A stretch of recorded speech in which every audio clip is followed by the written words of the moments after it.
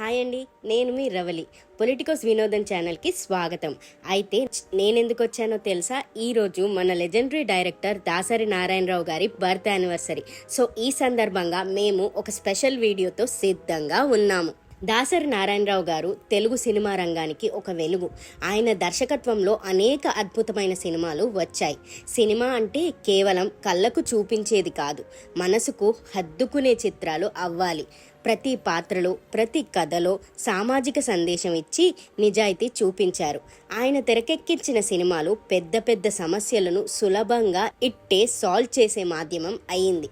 Cinema మాత్రమే కాదు, ఆయన పట్ల ప్రజల గౌరవం సినిమా ప్రపంచంలో తన ప్రత్యేక స్థానాన్ని సంపాదించుకుంది. దాసరి నారాయణరావు గారు మన తెలుగు చిత్రసీమకు అతిపెద్ద వరం.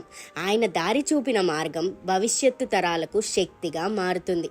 దాసరి నారాయణరావు గారు తెలుగు సినిమా రంగానికి చెందిన ప్రముఖ దర్శకుడు మాత్రమే కాదు, స్క్రీన్ రైటర్, నటుడు, నిర్మాత, గీత రచయిత, రాజకీయ నాయకుడు కూడా.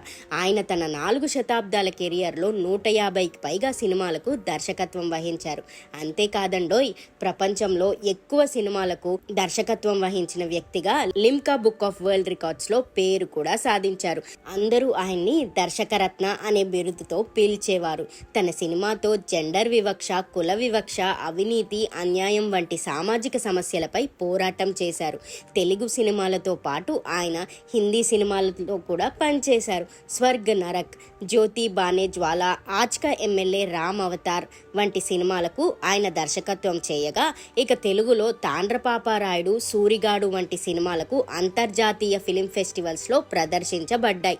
1983లో మేఘ సందేశం సినిమాకు జాతీయ చలనచిత్ర పురస్కారం కూడా లభించింది. 2006లో ఆయన రాజ్యసభకు ఎన్నికైన దాసరి కోల్ శాఖ మంత్రిగా కూడా పనిచేశారు. సినిమా రంగంలో అడుగుపెట్టే ముందు దాసరి నాటక రంగంలో అనుభవం సాధించారు. 25 సినిమాలకు రచయితగా పనిచేసిన ఆయన జగజ్జట్టీలు సినిమాతో డైలాగ్ రైటర్ గా డెబ్యూ చేశారు. దాసరి నారాయణరావు గారికి 2 కుమారులు, 1 కుమార్తె ఉన్నారు. ఆయన భార్య పద్మ 2011లో మరణించారు. అతని ఉత్తమ చిత్రాల్లో కొన్ని ప్రేమాభిషేకం, మేఘ సందేశం, ఒసే రాములమ్మ మరియు తాతా మనవడు వంటి సినిమాలు ఉన్నాయి. ఆయన తొలి చిత్రం తాతా మనవడు 1974లో నంది అవార్డును కూడా గెలుచుకుంది. ఇక మే 30వ తారీఖున 2017న దాసరి 75 సంవత్సరాల వయసులో మరణించారు.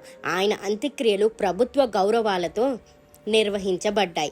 ఆయన తెలుగు చలనచిత్ర ప్రేక్షకుల మదిలో ఎప్పుడూ చిరస్థాయిగా నిలిచిపోతారు.